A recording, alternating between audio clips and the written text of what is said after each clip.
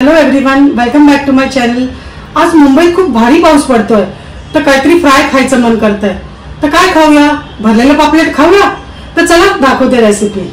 पापलेटला लागणारे साहित्य आपल्याला आलं, मिरची, लसूण, भिजलेले चिंच, चाट मसाला, गरम मसाला, काळी मिरी पावडर, लाल तिखट, हळद, थोडंसं जिरा, एक अख्खा कांदा, कोथिंबीर आणि लिंबू।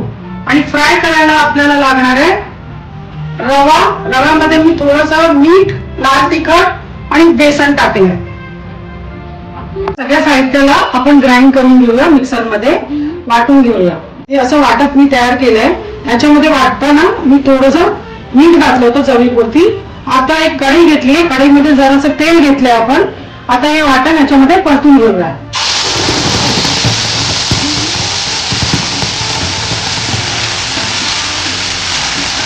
थोडंसं याला ड्राय करून घेऊया वाटणाला।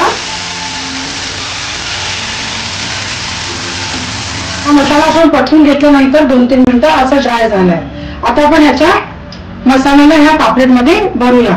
पापलेटला ना तळून काढणं असं आपण हे करून घेतलंय, भोक काढून घेतलं आणि चीर पाडले दोन्ही बाजूला। आता आपण हा मसाला ह्याच्यात भरूया।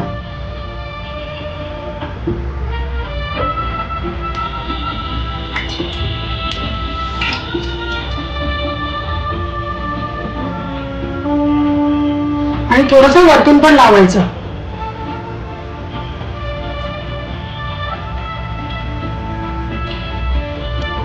बघा असं मी पापलेट आतून आणि बाहेरून असं मसाला लावून भरून घेतलेला आहे।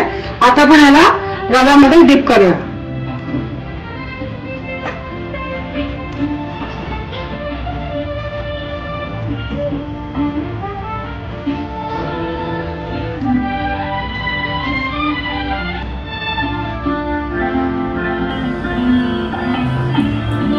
थोडंसं प्रेस करून घेऊया आणि हे फ्राय करायला ठेवायला।